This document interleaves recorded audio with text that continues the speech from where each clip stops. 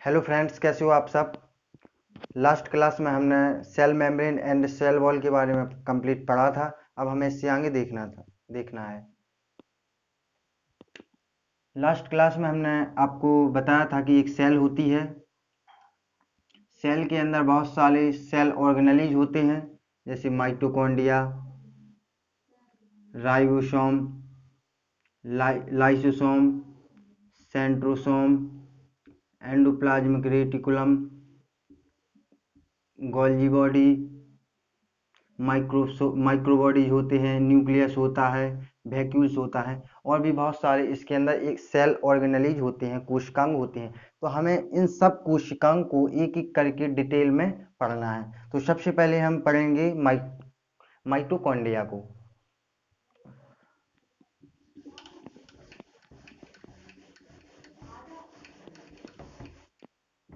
सबसे पहले हम पढ़ेंगे माइटोकॉन्ड्रिया को।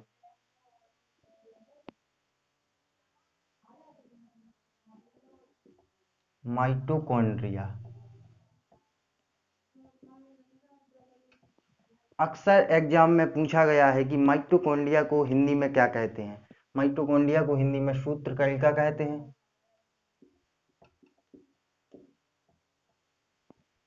माइटोकॉन्ड्रिया को हिंदी में सूत्रकणिका कहते हैं। फर्स्ट टाइम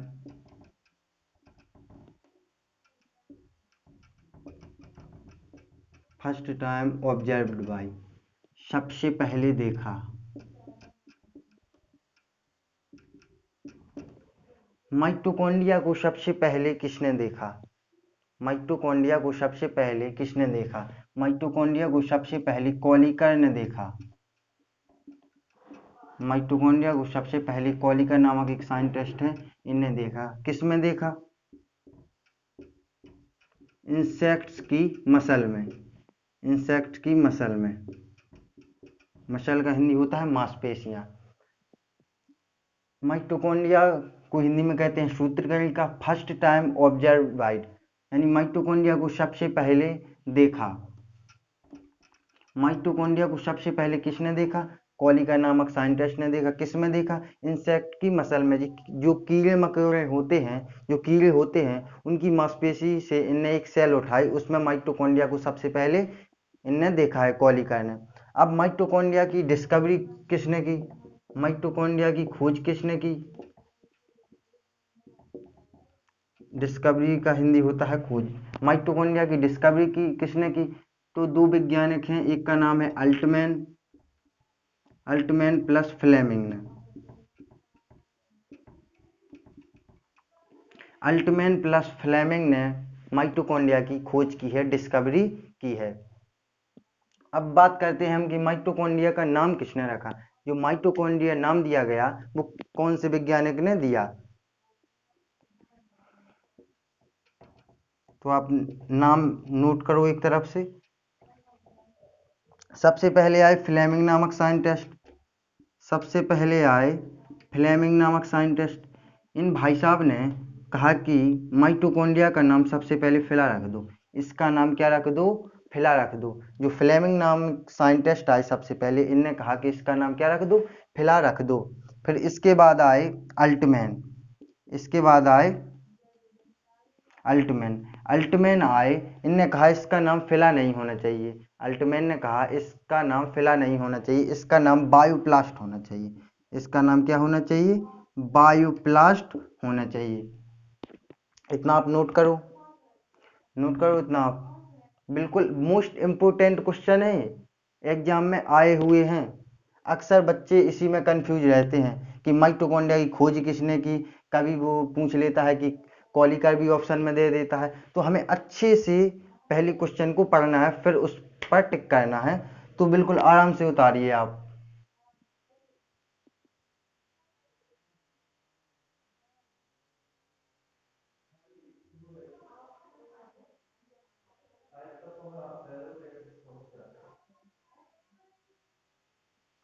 नोट कर लिया?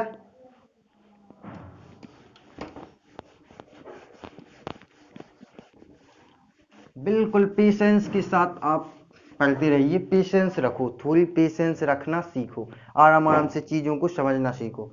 फिर इसके बाद आए, हमने क्या क्या देख लिया, फ्लेमिंग नामक वैज्ञानिक आए, उनने फिला रख दिया नाम। फिर आए अल्टमैन, उनने कहा फिला नहीं होना चाहिए नाम, उसका नाम क्या होना चाहिए, बायोप्लास्ट होना चाहिए। इसके बाद आए कॉलिकर नामक साइंटिस्ट, इसके बाद आए कॉलिकर नामक साइंटिस्ट। इन भाई साहब ने कहा कि इसका नाम बायोप्लास्ट नहीं होना चाहिए, माइटोकॉन्ड्रिया का जो नाम है वो बायोप्लास्ट नहीं होना चाहिए। इनने कहा इसका नाम सैक्रोसोम होना चाहिए, सैक्रोसोम होना चाहिए। फिर इसके बाद आई बेंडा नामक साइंटिस्ट, इसके बाद आई बेंडा नामक साइंटिस्ट। इनने कहा कि इसका नाम सैक्रोसोम नहीं होना चाहिए, इसका नाम क्या नहीं होना चाहिए, सैक्रोसोम नहीं होना चाहिए, इसका नाम माइटोकॉन्ड्रिया होना चाहिए। इसका नाम क्या होना चाहिए, माइटोकॉन्ड्रिया होना चाहिए।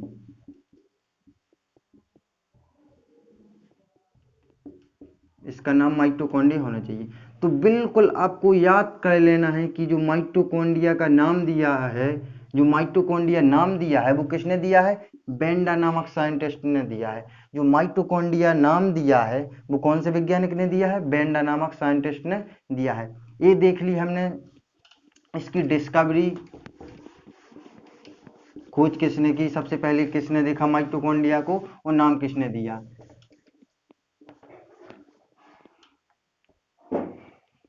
माइटोकॉन्ड्रिया को कोशिका का पावर हाउस कहा जाता है, ऊर्जा गृह कहा जाता है।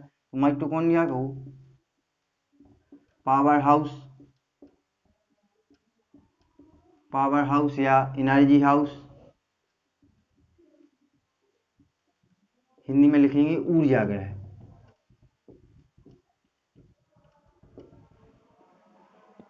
जो माइटोकॉन्ड्रिया है उसे कोशिका का एनर्जी हाउस, पावर हाउस, ऊर्जा गृह कहा जाता है। क्यों कहा जाता है,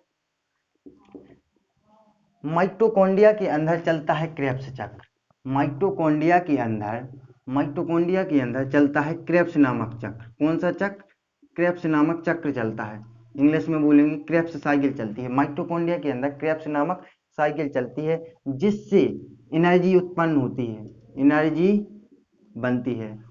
माइटोकॉन्ड्रिया के अंदर क्रेब्स नामक चक्र चलता है, जिससे एनर्जी का निर्माण होता है, एनर्जी बनती है। जब हमारे शरीर में बहुत सारी कोशिकाएं हैं, बहुत लाखों करोड़ों कोशिकाएं, और सभी के पास क्या है, माइटोकॉन्ड्रिया है।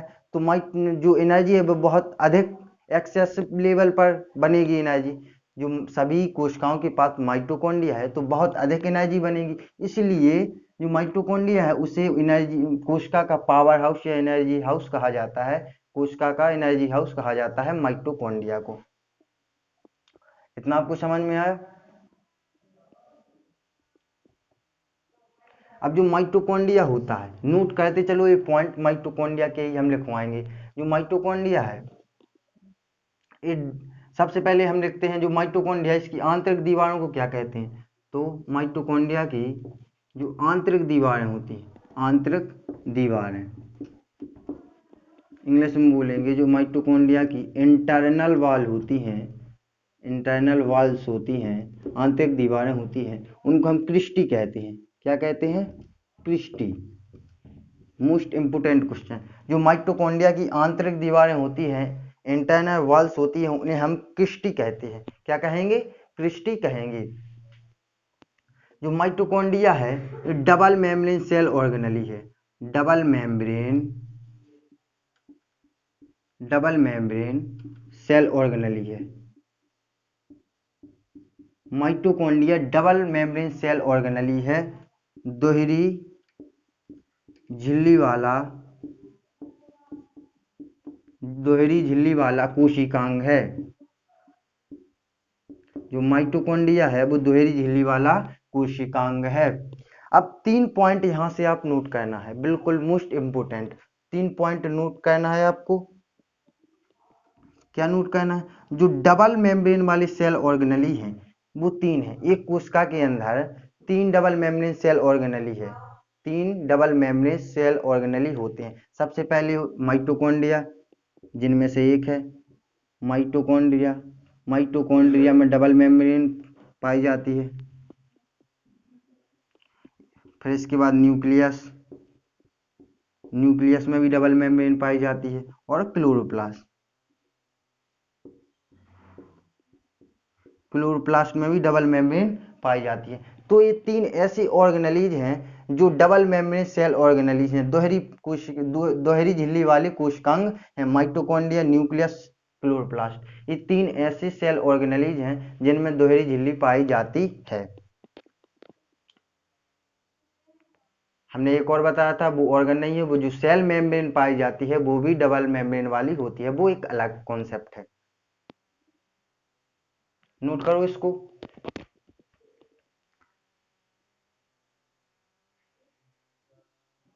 कर लिया नोट?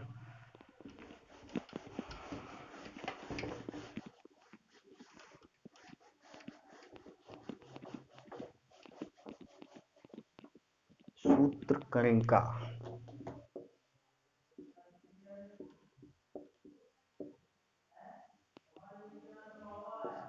जो माइटोकॉन्ड्रिया होता है, माइटोकॉन्ड्रिया के अंदर डीएनए उपस्थित होता है। हम लिखेंगे DNA is present, mitochondria.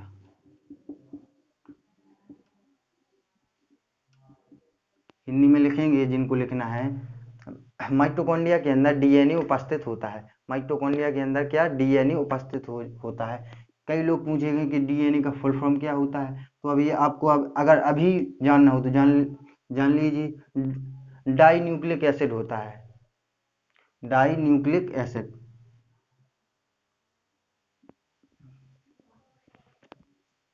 DNA is present mitochondria के अंदर डीएनए प्रेजेंट होता है।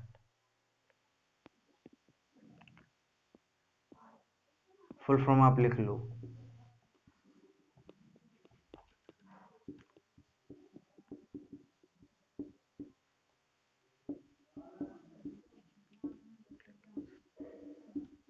लिख लो जिनको लिखना हो। Di ribose nucleic acid.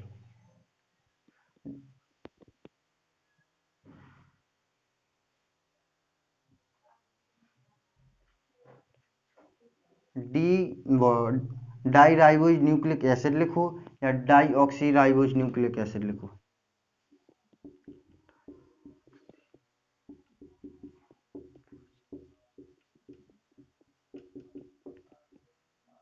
कई लोग कंफ्यूज होंगे। Deoxyribose nucleic acid या डी राइबोज न्यूक्लिक एसिड।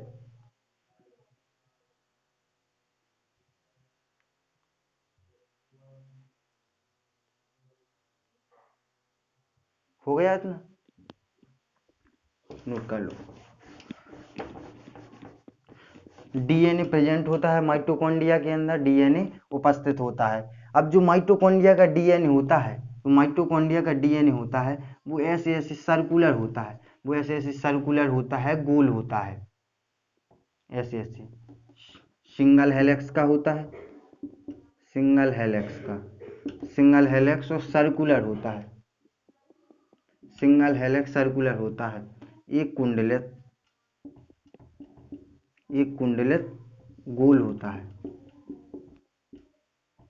अब हमने लास्ट क्लास में आपको नोट करवाया था कि जो प्रोकैरियोटिक सेल होती है उनका भी डीएनए एक कुंडलित और गोल होता है। तो एक आप पॉइंट जरूर नोट करिएगा कि जो माइटोकॉन्ड्रिया का डीएनए होता है वो भी सिंगल हेलिक्स और सर्कुलर होता है, एक कुंडलित और गोल होता है, और जो माइटोकॉन्ड्रिया का डीएनए होता है वो भी कैसा सिंगल हेलिक्स और सर्कुलर होता है। यानी प्रोकैरियोटिक सेल का और माइटोकॉन्ड्रिया का डीएनए सिंगल हेलिक्स और सर्कुलर होता है। नोट कर लिया? अब जो प्रोकैरियोटिक सेल होती हैं,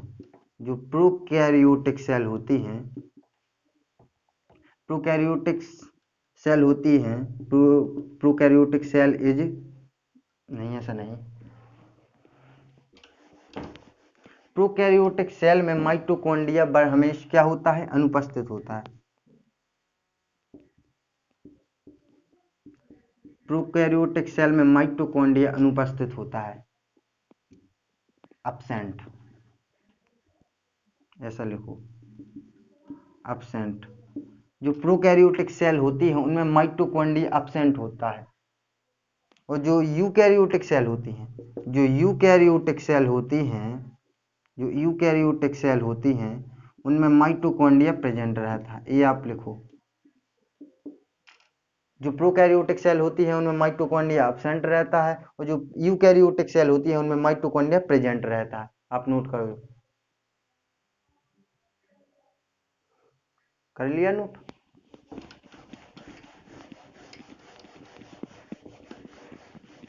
अब जब इसमें डीएनए प्रेजेंट है माइटोकॉन्ड्रिया में तो आरएनए भी प्रेजेंट होगा। तो लिखेंगे RNA is present, RNA is present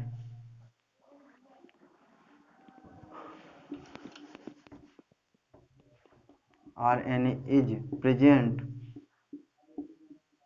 mitochondria.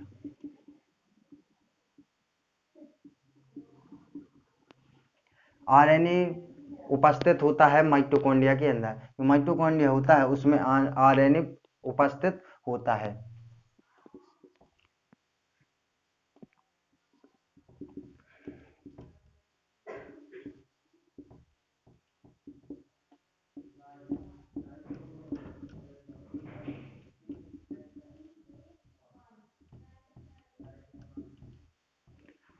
जो आरएनए होता है वो भी माइटोकॉन्ड्रिया में क्या होता है? प्रेजेंट होता है। और राइबोसोम भी माइटोकॉन्ड्रिया में प्रेजेंट होता है। आपको क्या होगा? माइटोकॉन्ड्रिया प्रेजेंट होता है, बहुत सॉरी, जो माइटोकॉन्ड्रिया होता है उसमें आरएनए प्रेजेंट होता है और जो राइबोसोम होता है उसमें, सॉरी मैं क्या बोल रहा हूँ, जो माइटोकॉन्ड्रिया होता है उसमें आरएनए प्रेजेंट होता है, जो माइटोकॉन्ड्रिया होता है उसमें आरएनए प्रेजेंट होता है और राइबोसोम भी माइटोकॉन्ड्रिया में प्रेजेंट होता है। अब राइबोसोम दो प्रकार का होता है, ये हम आपको आगे पढ़ाएंगे जब राइबोसोम पढ़ेंगे। तो अभी आप इतना समझ लीजिए, जो माइटोकॉन्ड्रिया होता है उसमें जो राइबोसोम होता है वो 70S वाला होता है। राइबोसोम दो प्रकार का होता है, एक 80S वाला, एक 70S वाला। तो जो ribosome is present mitochondria, ribosome present होता है, 70S वाला राइबोसोम प्रेजेंट होता है माइटोकॉन्ड्रिया के अंदर।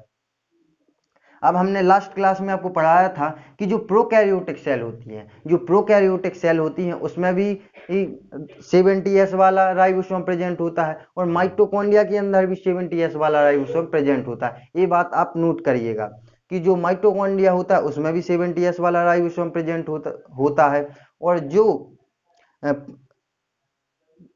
प्रोकैरियोटिक सेल होती है उसमें भी 70S वाला राइबोसोम प्रेजेंट होता है। अब ये नोट कर लिया आपने? ये बात लिख लो।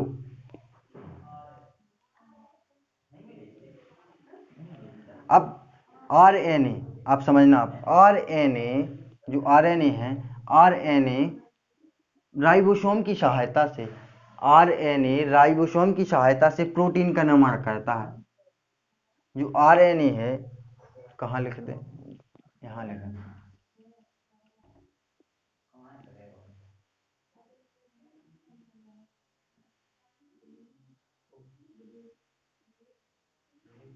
जो आरएनए है, कहाँ पर लिख दे, यहाँ लिख दो। जो आरएनए है राइबोसोम की सहायता से, आरएनए राइबोसोम की सहायता से प्रोटीन का निर्माण करता है। आरएनए राइबोसोम की सहायता से, आरएनए राइबोसोम की सहायता से प्रोटीन का निर्माण करता है। प्रोटीन का क्या करता है? निर्माण करता है, सिंथेसिस करता है। आरएनए राइबोसोम की सहायता से प्रोटीन का सिंथेसिस करता है, प्रोटीन का निर्माण करता है।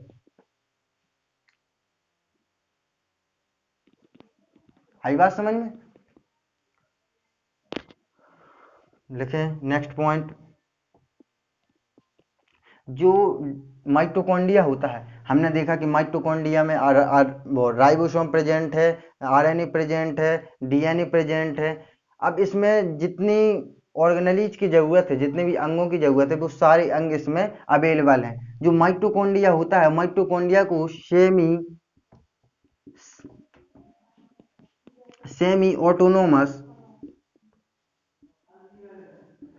ऑटोनोमस ऑर्गेनेलीज कहा गया है। माइटोकॉन्ड्रिया को semi organelles, semi autonomous organelle कहा गया है। हिंदी में लिखेंगे अर्ध स्वायत्त अंग। माइटोकॉन्ड्रिया को सेमी ऑटोनोमस ऑर्गेनेली कहा गया है, अर्ध स्वायत्त अंग कहा गया है। क्यों कहा गया है अर्ध स्वायत्त अंग, इसको समझो। जो माइटोकॉन्ड्रिया होता है, माइटोकॉन्ड्रिया के अंदर सभी ऑर्गन्स प्रेजेंट है। जैसे हम राइबोसोम प्रेजेंट हो गया, आरएनए प्रेजेंट है, राइबोसोम प्रेजेंट है, डीएनए प्रेजेंट है। इसीलिए जो माइटोकॉन्ड्रिया होता है अपने काम स्वयं कर लेता है। कम से कम 80% माइटोकॉन्ड्रिया अपने काम स्वयं कर लेता है, इससे किसी की जरूरत नहीं है। माइटोकॉन्ड्रिया कहता है हमें न्यूक्लियस की जरूरत नहीं है, हम अपने आधे काम स्वयं कर लेंगे। इसीलिए माइटोकॉन्ड्रिया 80% काम स्वयं करता है अपने, इसीलिए इसे बोला गया है सेमी ऑटोनोमस ऑर्गेनेली, अर्ध स्वायत्त अंग। इसका नाम ही है अर्ध स्वायत्त, यानी आधे काम स्वयं करेगा, आधे काम दूसरे के ऊपर निर्भर रहेगा। तो माइटोकॉन्ड्रिया को सेमी ऑटोनोमस ऑर्गेनेली कहा गया है। नोट करो।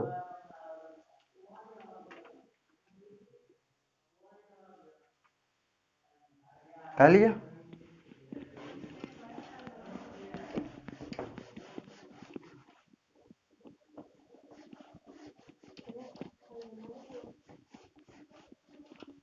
और है, रुको थोड़ी देर बाद।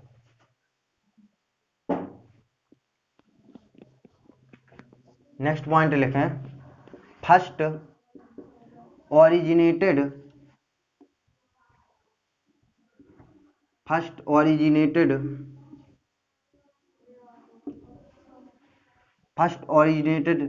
Cell organelle. First originated cell organelle, सबसे पहले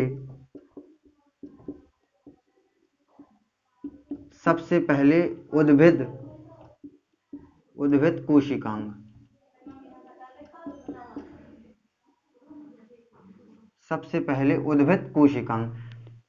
अब इसका मतलब क्या हुआ, फर्स्ट ओरिजिनेटेड सेल ऑर्गेनेली, सबसे पहले उद्भिद कोशिकांग। जो माइटोकॉन्ड्रिया है वो फर्स्ट ओरिजिनेटेड सेल ऑर्गेनेली है, सबसे पहले उद्भिद कोशिकांग है। ये क्या हुआ ओरिजिनेटेड, समझो आप। जब एक सेल का निर्माण होता है, जब एक कोशिका का निर्माण होता है, तो उसके अंदर सबसे पहले माइटोकॉन्ड्रिया का निर्माण होता है।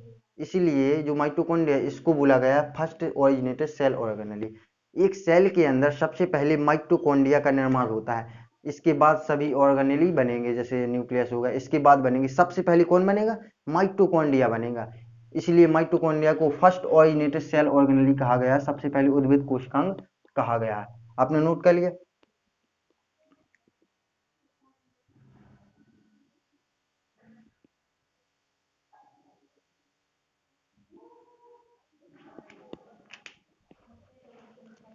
थोड़ी आपको माइटोकॉन्ड्रिया का डायग्राम बनाकर समझाते हैं।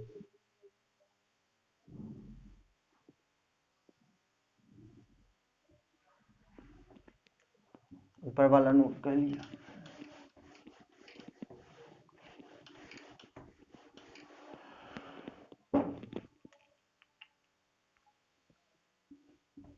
जो नीले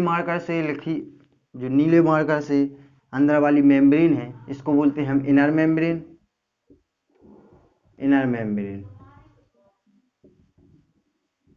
हिंदी में लिखेंगे आंतरिक झिल्ली। और जो ब्लैक कलर के मार्कर से हमने मेम्ब्रेन बनाई है, इसको बोलेंगे हम आउटर मेम्ब्रेन।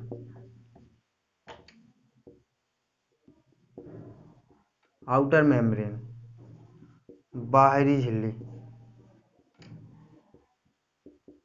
इसको बोलेंगे हम बाहरी झिल्ली।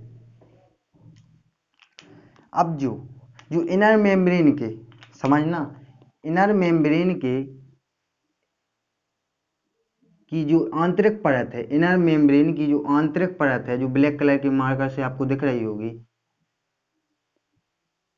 इसको हम कहते हैं क्रिस्टी। आपको बताया था,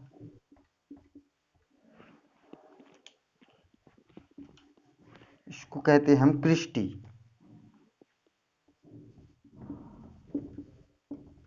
जो आंतरिक परत की मेम्ब्रेन है, जो आंतरिक परत है, आंतरिक परत के ऊपर वाली मेम्ब्रेन दिख रही ब्लैक, इसको हम कहते हैं क्रिस्टी। माइटोकॉन्ड्रिया की आंतरिक दीवारें हैं, इनको हम क्या कहेंगे? क्रिस्टी कहेंगे। माइटोकॉन्ड्रिया के अंदर हमने बताया था डीएनए रहता है, ऐसे ऐसे सर्कुलर गोल डीएनए पड़ा रहेगा ऐसे, ये डीएनए हो गया।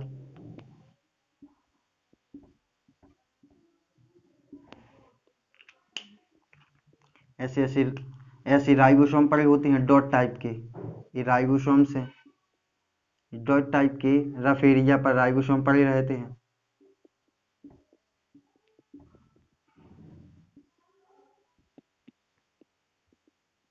ये क्या है? राइबोसोम्स हैं, जो प्रोटीन सिंथेसिस कहते हैं। बनाओ डायग्राम। अब मेन काम समझो अब माइटोकॉन्ड्रिया का। जो माइटोकॉन्ड्रिया होता है, माइटोकॉन्ड्रिया के अंदर सेलुलर रेस्पिरेशन होता है।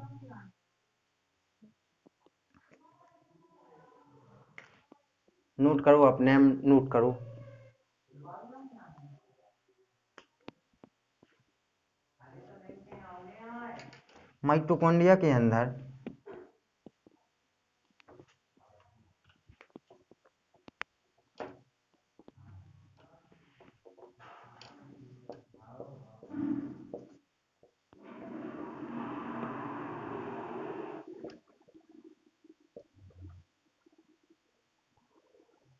माइटोकॉन्ड्रिया के अंदर सेलुलर रेस्पिरेशन होता है, आंतरिक श्वसन होता है।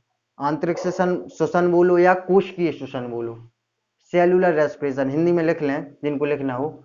माइटोकॉन्ड्रिया के अंदर होता है कोशिकीय श्वसन। अभी कोशिकीय श्वसन होता क्या है, अब पहले नोट करो। कर लिया नोट?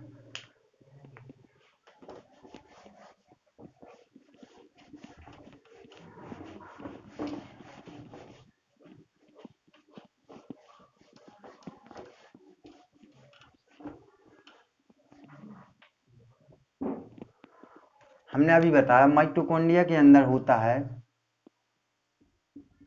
सेलुलर रेस्पिरेशन, हिंदी में लिखेंगे कोशिकीय श्वसन।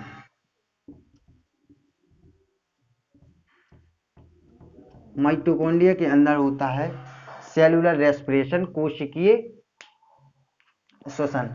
माइटोकॉन्ड्रिया के अंदर सेलुलर रेस्पिरेशन, कोशिकीय श्वसन होता है। कैसे होता है देखो, माइटोकॉन्ड्रिया के पास रहता है ग्लूकोज। अब माइटोकॉन्ड्रिया के पास ग्लूकोज कहाँ से आया? हम जो खाना खाते हैं वो लास्ट में ग्लूकोज के फॉर्म में हमारी कोशिकाओं में चला जाता है। कोशिकाओं में कहाँ चला जाता है? माइटोकॉन्ड्रिया के पास। तो माइटोकॉन्ड्रिया के पास क्या है? C6H12O6 ग्लूकोज है। जब ग्लूकोज ऑक्सीजन से क्रिया करता है, अब ऑक्सीजन कहाँ से आया? हम सांस लेते हैं, ऑक्सीजन लेते हैं, कार्बन डाइऑक्साइड छोड़ते हैं। जब हम ऑक्सीजन लेते हैं तो हमारा ब्लड का हीमोग्लोबिन सभी कोशिकाओं को ऑक्सीजन देकर आता है, ठीक है। तो ग्लूकोज को ऑक्सीजन तोड़ेगा तो कार्बन डाइऑक्साइड प्लस जल, H2O जल प्लस एनर्जी का निर्माण होता है, एनर्जी बनती है। जब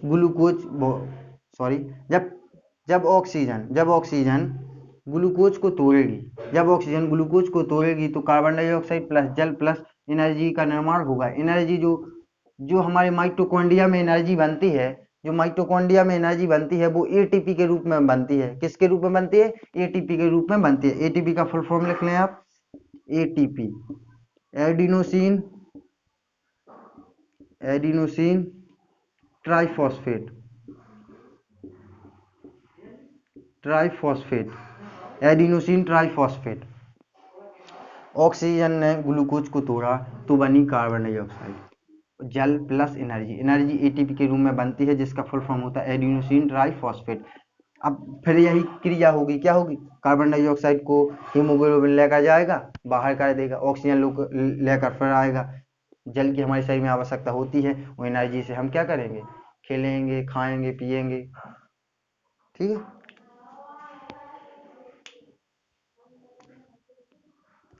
जब बहुत अधिक मात्रा में जब बहुत अधिक मात्रा में हमारी सारी जितने भी माइटोकॉन्ड्रिया हैं कोशिका के अंदर वो एनर्जी बना लेते हैं तो माइटोकॉन्ड्रिया में ही स्टोर हो जाती है। जो एनर्जी जब बहुत अधिक मात्रा में बन जाती है एटीपी के रूप में तो वो एनर्जी माइटोकॉन्ड्रिया में ही स्टोर हो जाती है। तो एटीपी स्टोर कहाँ होते हैं? एटीपी स्टोर भी माइटोकॉन्ड्रिया में होते हैं। ये तो हो गई हमारी नॉर्मल रिएक्शन, ये हो गई हमारी नॉर्मल रिएक्शन। अब हमें थोड़ी इससे डीपली देखना है, जो सेलुलर रेस्पिरेशन है हमें थोड़ी डीपली देखना है, गहराई से। कर लिया नोट?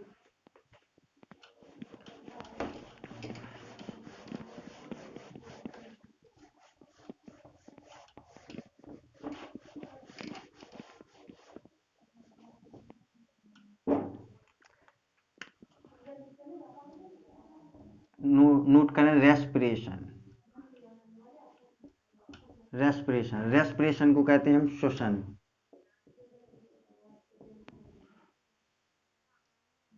दिख रहा है? थोड़ी कट रहा है।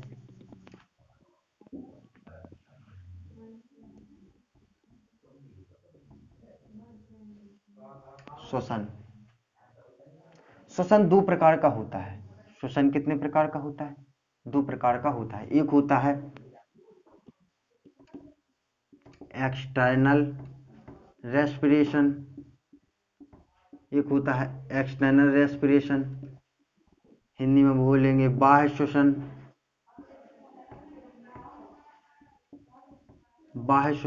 एक होता है इंटरनल रेस्पिरेशन।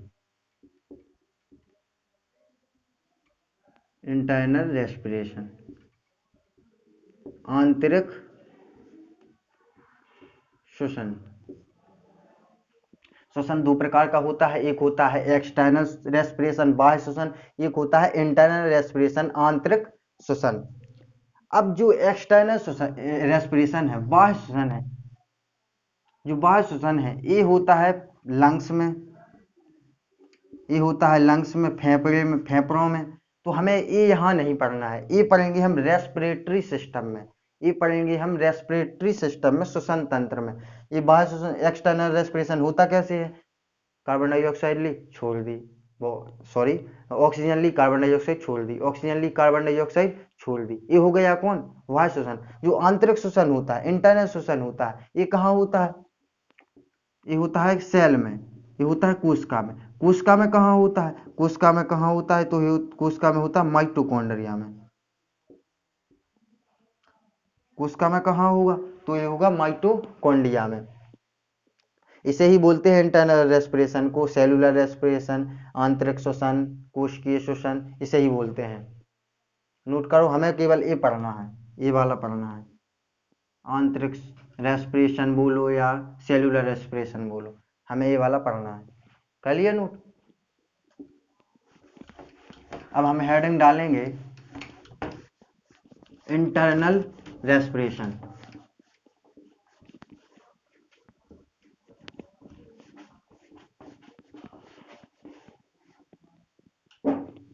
हेडिंग डालेंगे इंटरनल रेस्पिरेशन।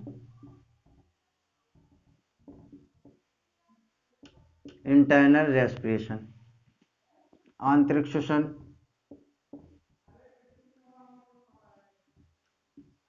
श्वसन या बोलो सेलुलर रेस्पिरेशन, कोशिकीय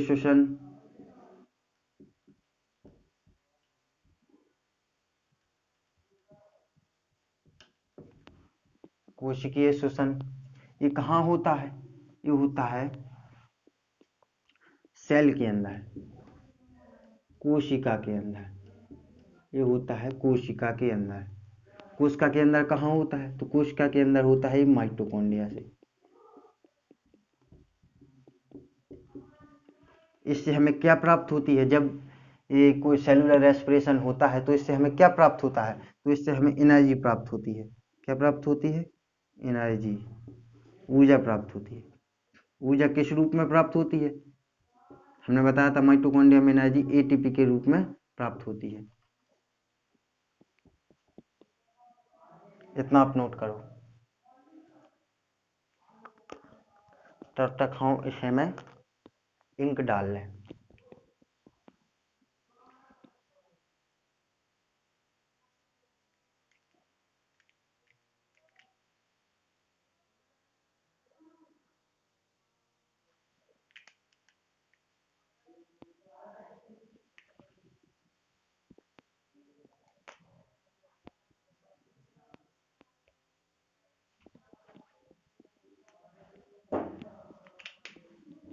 खा लिया नोट।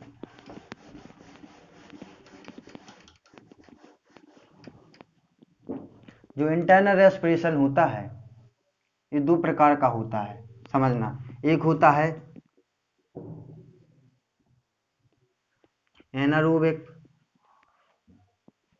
आंतरिक श्वसन दो प्रकार का होता है। एक होता है एनारोबिक रेस्पिरेशन,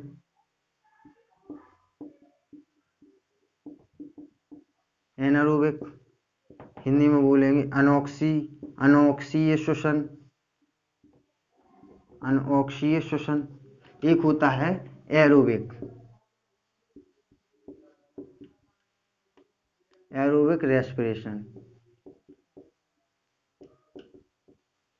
ऑक्सीय श्वसन।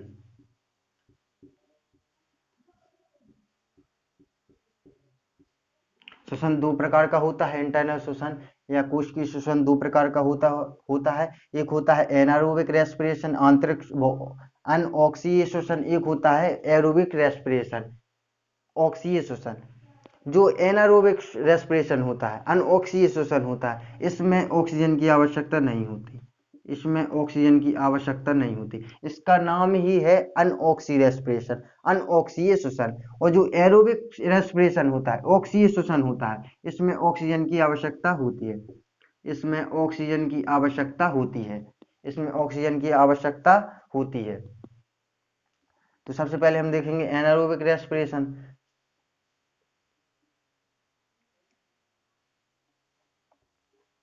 जो एनारोबिक रेस्पिरेशन होता है ये कहाँ पर होता है? ये होता है साइटोप्लाज्म में, ये होता है साइटोप्लाज्म में, साइटोप्लाज्म में। हिंदी में लिखेंगे ये होता है कोशिका द्रव्य में, कोशिका द्रव्य में। जो एनारोबिक रेस्पिरेशन होता है, अनऑक्सीय श्वसन होता है, वो होता है साइटोप्लाज्म में, कोशिका द्रव्य में।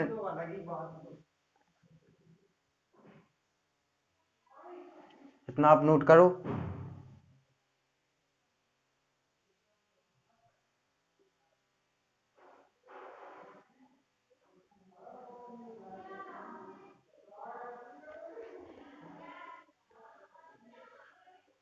सॉरी यहाँ एस लिखना था, नोट आप लिख लें एस।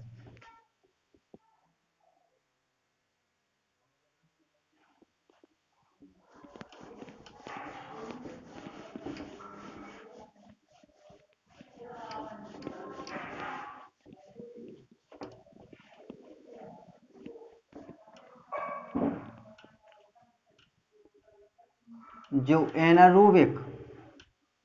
एनारोबिक रेस्पिरेशन होता है, जो एनारोबिक रेस्पिरेशन होता है, अनऑक्सीय श्वसन होता है, हमने बताया अभी इसमें ऑक्सीजन की आवश्यकता नहीं होती। ये कहाँ पर होता है? ये होता है साइटोप्लाज्म में,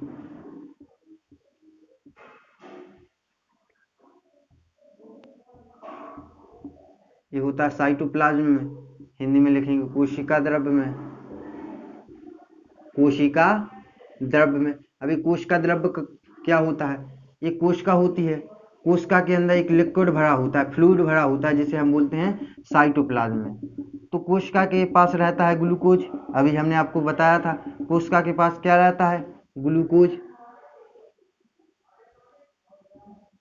कोशिका के पास क्या रहता है? ग्लूकोज रहता है। तो अब इस ग्लूकोज को हमें तोड़ना है। जो एक ग्लूकोज है, जो एक ग्लूकोज है, इस ग्लूकोज से हमें डायरेक्ट एनर्जी नहीं मिलती। जो एक ग्लूकोज है, इससे हमें डायरेक्टली एनर्जी नहीं मिलती है, इसे हमें तोड़ना पड़ेगा, इसे हमें तोड़ना पड़ेगा। अब तोड़ने के लिए भी एनर्जी चाहिए, जब हमें ग्लूकोज को तोड़ना है तो तोड़ने के लिए भी एनर्जी चाहिए, तो तोड़ने के लिए एनर्जी कहाँ से आएगी?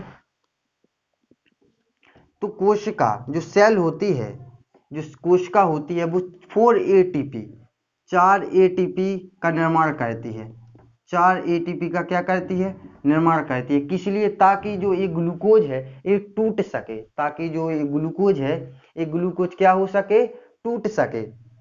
तो हमारी सेल 4 एटीपी का निर्माण करती है इस ग्लूकोज को तोड़ने के लिए। अब इस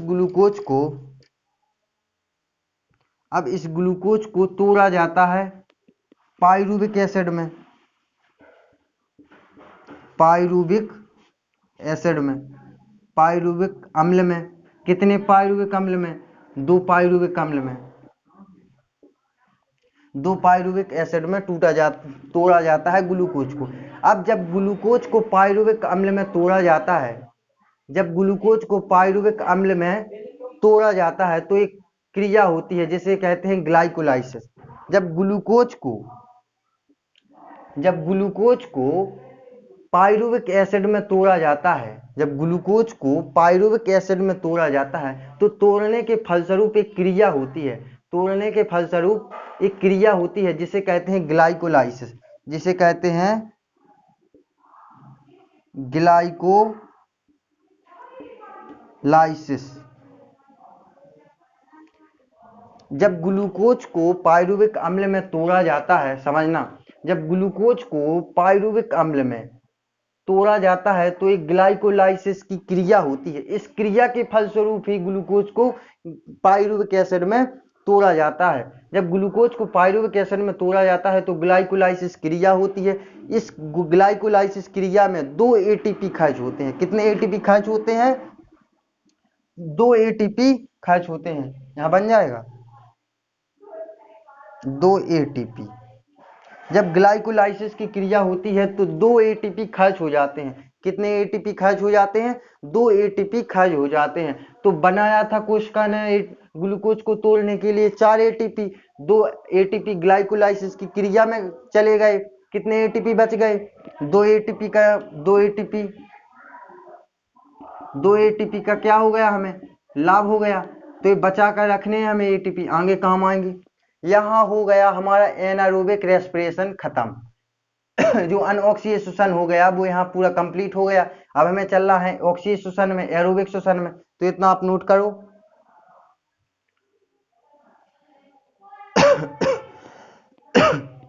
यहाँ आप समझना, ग्लाइकोलाइसिस की क्रिया होती है तो 2 एटीपी खर्च होते हैं। इस ग्लाइकोलाइसिस क्रिया के फलस्वरूप ही ग्लूकोज को पाइरूविक अम्ल में तोड़ा जाता है। कितने पाइरूविक अम्ल में? 2 पाइरूविक अम्ल में।